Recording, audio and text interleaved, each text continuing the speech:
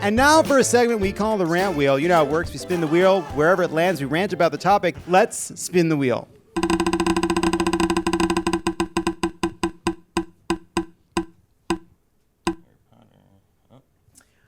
Okay, it has landed on you're going to need a really good blank. And this is something I suggested, and this is going to be pretty niche, and maybe not something you've noticed, but it is something that has been annoying me lately. So there are a lot of people doing on Instagram and TikTok and social media these kind of 2-minute recipes where they quickly with jump cuts walk you through making something that looks quite delicious. But they all now have this tick. And the tick is they say, what you're going to want to do is start with a really good blank. Like, now you're going to start with a really good olive oil. You're going to start with a really good dark chocolate. You just start with a really good rutabaga. It's rarely rutabaga. And it drives me crazy for 2 reasons. One, yeah. Better to start with a really good something than a shit something. No one starts a recipe by saying, like, what you're going to want to do is go to Ralph's and find some wilted arugula that looks like nobody threw it out 3 days ago. Start with that. That's what you want for a recipe like this. So that's stupid. Like, what you're going to want to do is start with a really good chocolate. What if I did it? Would it work? Of course it would. Of course it would. It's not that big a fucking deal. It'll still taste real. Oh, will this chocolate pie be inedible? No, it'll be fucking tasty. If you start with a cheap store-bought, the box that just says Baker's chocolate, you'll be fine. It'll be delicious. So that's stupid. Point number 1. Point number 2, it is this kind of... What bothers me also about it is it's kind of this kind of mix of, it has a combination of like a kind of almost like puritanical from the earth, raise your own chickens, don't participate in the economy thing, combined with a like godless hedonism, everything's about the sensual experience thing, combined with a fucking exposed wood Edison bulb fake authenticity thing. You know what I'm saying? Like, oh, you're just on a fucking farm grabbing duck eggs from beneath a fucking duck? Okay, you're filming it. This seems to be a business you're running. Hand some specific British guy I'm referring to. Authenticity is a trap. It's a branding term for things that seem honest. And guess what? The exposed wood and the Edison bulbs, the companies have figured it out too. You can't go anywhere in this goddamn country without walking into a farm-to-fork Edison bulb exposed wood, manufactured, authentic experience. And that's exactly what these cooks are recreating on their TikToks. And I'm not making any of these things. Not a damn thing. Thank you. I hate when it says you have to start with a very good family. I'm like,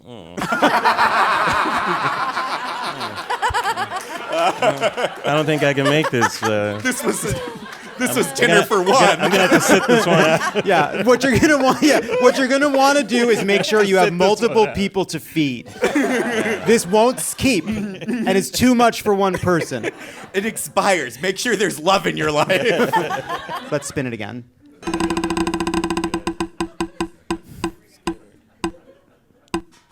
It has landed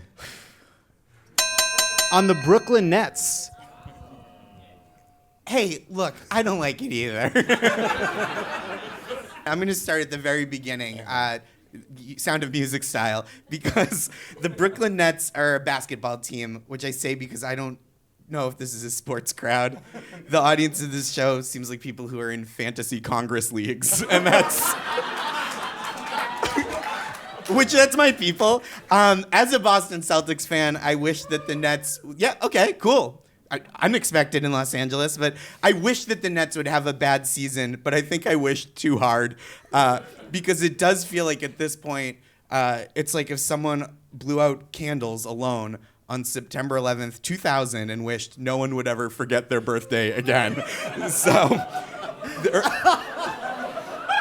No, that one they're right. I deserve that. The Nets parted ways with their coach, Steve Nash, this week, and I feel bad for him. Not that he's unemployed. Let's hang out, Steve. But because he now presumably has to break a New York lease in the middle, which is like trying to snap a crowbar over a baby's knee. So... You have to start with a really good crowbar. You gotta start with a But just an okay baby. You don't want to break a good baby. You're gonna want to have a backup baby. The rumor is that the Nets are going to hire former Boston Celtics head coach Ime Udoka, who's currently suspended for the entire year by the team, which is a very Air Bud twist of logic. Like, there's no rule against another team hiring a guy that's suspended for the entire season for inappropriate workplace conduct.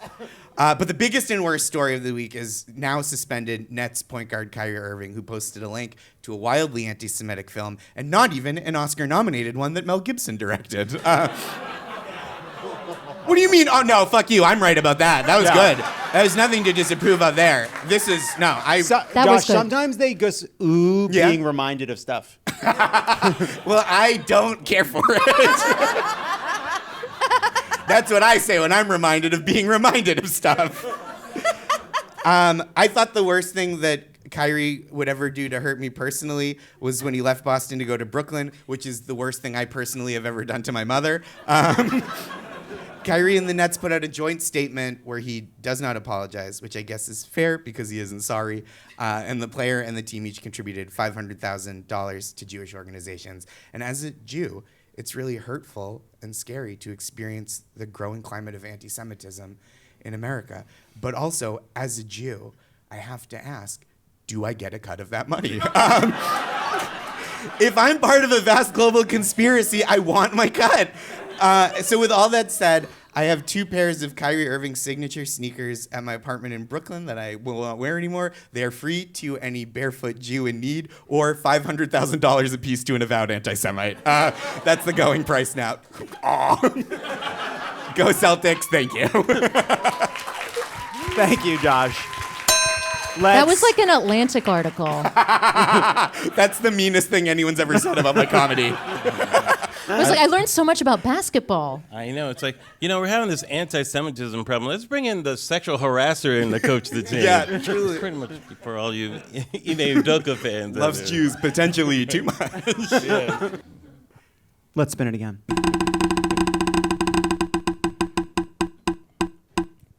Is it?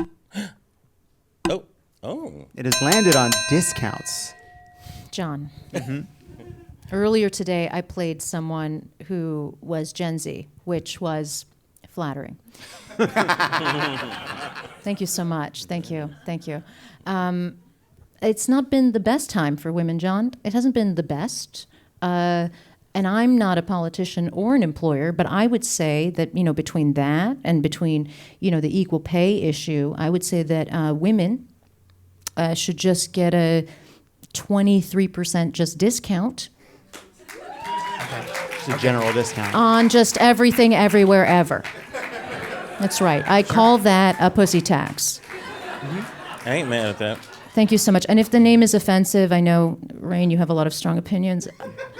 We could go with something closer to a pussy rebate. Fair, fair, yeah. Mm-hmm. Pussy savings. Right. There's twat tax. Do you want 23% off? Vagina tax. Vagina value. Vulva value. Finger hut discount. That's right. Don't look, Larry. This is for Rainn. It's getting better and better. This is for Rainn, or my mother's personal favorite is just coochie coupon. Because, she loves alliteration, But if you really want to sell something to American public, you need, like an advertisement. And I would love an advertisement that feels like a L'Oreal campaign, because I've always found them like really seductive and amazing, and they do this thing in them that I call whisper fucking, Yeah. It's like there's a fan and it just blows your hair, you get it. I like that. You know. Yeah. And it's like, and it's like anything sounds sexy. It's just like beauty, elegance. It all sounds good, right? It's like flatulence. It's all pretty, and then it's like a model comes in, and she's like, "Don't you want your 23%?" Another model comes in, she's like, "Pussy tax, pussy tax, pussy tax." I don't think people have to be convinced of this, though. The model in the I think middle. she's working too hard. The model in the middle is just like, you got to think about the factions in this country, Larry. The model in the middle is just like, isn't it time to fill the gap? It's like coin just come out of a vagina. Pussy tax. Once again, working too hard. Thank I you think. so much. You know, the blackest of Fridays. Oh my God. You're welcome. Pussy tax. Because you're worth it. You're worth it, and you're worth it, Rainn. Thank you. All right, let's do it again.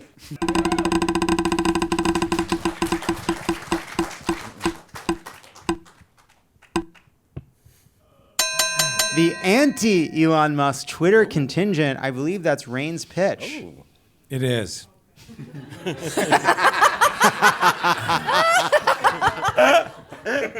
Can you all, and I am speaking to you, the audience in this theater, give me a fucking break about the anti-Elon Musk of it all? Oh no, boo-hoo. Do you mean a narcissistic billionaire is taking over a social media site? Oh no, we should just flee to Instagram and Facebook, which is run by none other than Mark Zuckerberg. Or maybe we just run over to the narcissistic billionaire, whoever the fuck his name is, that runs Snapchat. Or, oh, know what? Here's a safe place. We'll go over to TikTok, where Xi Jinping is the ultimate narcissistic trillionaire running that social media website. That's racist, Rainn. Is- That's racist.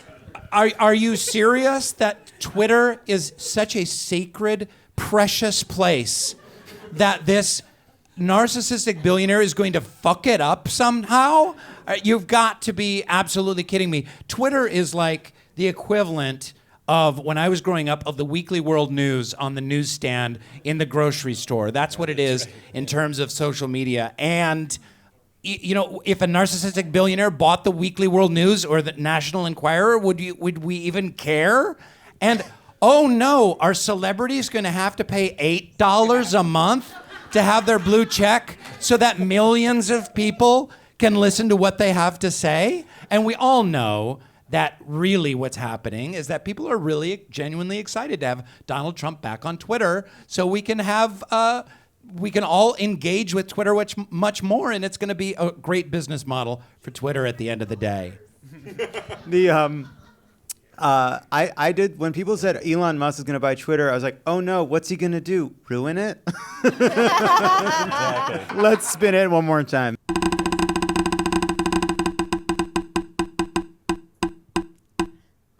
Uh-oh. It has landed on Herschel Walker. Don't vote for Herschel Walker. Don't vote for Herschel Walker. Don't fucking vote for Herschel Walker. Please don't fucking vote for Herschel Walker. Don't you fucking vote for Herschel Walker. I'm not lying, man. I'm not making this up. I'm not lying. Let me start with Obama. Here's what gets me about Herschel Walker, and I'll start with Obama. I did this joke in my act. I voted for Obama because he was black. You know, as long as he kept being black, I had no problem with anything he did, right? You know, it was a joke, but behind that, there was something that was very sincere for me. When I was born into the world, at the same time as Obama, when, you know, a black man couldn't be the quarterback of a football team. I said this at the White House Correspondents' Center, and now he was the leader of the free world. But the world we grew up in, you had to be twice as good, you know, to get recognized for half as much. Obama, he was the president of the Harvard Law Review, you know, he was a constitutional law professor, you know, is very well spoken, all these things, you know, senator, state legislature, and all I heard from the fucking right was he was incompetent, you know, he doesn't love America, and all these fucking things I had to hear for all these years, for one of the smartest people ever to be in the White House, by the way, one of the most thoughtful people. They even criticized him for being an unbelievable speaker, you know. You know, those were the criticisms, you know. It wasn't just a criticism of his policy, okay? It was a criticism of his person. He wasn't good enough. He didn't meet that bar. And this motherfucker, Herschel Walker, you know, is their standard of what somebody should be in office. Go fuck yourselves, Republicans, on this, honestly. You know, The only thing that comes out of his mouth is CTE, as far as I'm concerned. Conservative talk. Yeah. Excrement, I will say. That's what it's conservative talk excrement is what you were going Conservative towards. talk excrement. But fuck that motherfucker. It might be CTE, and whatever it is. But here's the thing. Well, here's why I don't respect Herschel Walker, because he is by every standard you could even imagine not equipped for doing anything in the Senate House, not even cleaning up as far as I'm concerned. Here's a man that is so hypocritical. He believes that the decision to have an abortion should be between a Friday and a Monday when he has time to run a check over. That's basically how he feels about it. Does the Republican base matter? Do they care about this? No. This is so bald to me, where our electorate has come. This is what I'm really upset about, John, when we're talking about these things and what has happened to how people vote and who is going to represent us. Remember, we're in a representative republic, you guys, right? It's not a true democracy. It's a representative republic, right? We choose people to represent us. That's beautiful. I haven't thought about it that way in a long time. Honestly, Herschel Walker was a great football player, right? I will not take that away from him. He has been reduced to a water boy, okay? His job now is to carry the water for the Republican Party and their talking points. That is what most of these candidates do. That is what Trumpies do. This is not a diatribe against conservatives or Republicans. There are many that I respect and like. Many people have their values, and they stick to those values. I have nothing against that. But I don't like this cynical type of politicking at all. This man does not deserve to be in the halls of the Senate, of any kind of government building. He's a threat not only to the women who have ever been in his life, but his candidacy is that threat to democracy that you were talking about, John.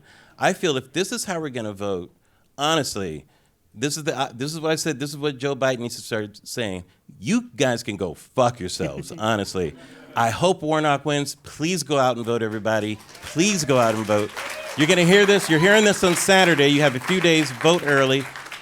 Even if you don't like anybody else on the ticket, vote for Warnock. This is one of the most important elections that we have right now. Thank you for giving me that time, John. It's not as funny as it normally is, but thank you, John. No, I'm glad you. Thank you for saying that. The bounds of what's acceptable in politics is a conversation that takes place between voters and between leaders in politics and media. It's a conversation that goes back and forth, right? Voters tell their leaders what they're looking for. The leaders try to emulate that, but also try to model better behavior and to some extent, maybe no extent. But that's a conversation that goes back and forth. And, there was that moment in Arizona where Carrie Lake made a joke about Paul Pelosi being attacked by hammer. Right. The man is in the ICU, and she makes a joke about it. And obviously it's despicable that she would make that joke, that it would occur to her that she's someone who's clearly very, very focused on getting elected, sees it as not costly to make that joke. That's bad enough. Right. But then she gets this positive response from the crowd. And it wasn't just a laugh. It was a performative laugh. It was a crowd that wasn't just laughing, but was laughing for each. You can hear it in the way they laughed. It was a specific thing. You can hear them guffawing to demonstrate their fealty, to prove that they were willing to laugh, and to show her, look, we're laughing. You were right to do that. I'm enjoying this. Thank you for creating the space for me to fight a little bit of compassion that I might have otherwise felt. And what we have seen over and over again, I think what Trump represented was a realization that he was showing a bunch of other Republicans that, hey, the past 30 years of pummeling our voters with talk radio and Fox News and heinous misinformation that metastasized on Facebook, actually our base was far more callous than we realized. And the question that all of those Republicans faced in 2016 and after was, are we going to model good behavior to kind of try to bring them back? or are we going to ride this tiger and see where it takes us? And they all made their choice. A few very precious few, actually a lot of consultants, oddly enough, said, no, I can't go there. Right. But the rest of them said, I will follow this base wherever it leads. And instead of what you want to see in a representative democracy, which is a virtuous circle, which is people electing people that represent but also shape their values and views to try to do something good. Leadership, Right. Another word for it. We've seen a vicious circle of Trump stoking the base and training the base to feel no compassion, right. and then politicians emulating that. And what I take away from that, what I take away from the fact that these people are embracing someone like Herschel Walker is, ironically, what matters less is making the specific argument that actually defines how bad these Republicans are, as Joe Biden did in that speech about democracy. It's being really mercenary and saying, we will not shame them. We will not convince them. We will not persuade them. We will not change them. The only way Republican leaders will now change, given they don't experience shame, they have no compunction with hypocrisy, is they have to find that there is no political expedience in behaving that way, which means we have to defeat them. The way we will change Republican elected officials, we can't change the base. They're not listening to us. We can't change them because they think it's working. We have to beat them, which means we have to find whatever is the most effective way to beat them, even if sometimes not necessarily the most satisfying kind of politics. And John, that was beautifully said. The other thing is that the other problem that we're in, one of the reasons I didn't mean to slam Biden in that speech earlier, but one of the reasons that is kind of this firewall that we're up against is it's not just a disagreement. They don't just disagree. Now they hold you in contempt. And it's a different position. So you can't convince them of something with a good idea. If they hold you in contempt, that's when you can laugh at somebody being in the hospital, in the ER in critical condition, because they hold your values in contempt because it's a culture war. And all of the fighting in that culture war, they feel like they're the ones that have been attacked in it. And so they hold those values that are being fought for all the time are held in contempt. Yeah, and so that's why you can have a cynical person like Herschel Walker work because, Yeah, and a relationship can survive anger, it can survive Exactly. vitriol, but it doesn't survive contempt. That's exactly right. It's a really big. That's a really good point. Okay, Yeah. that's all I got.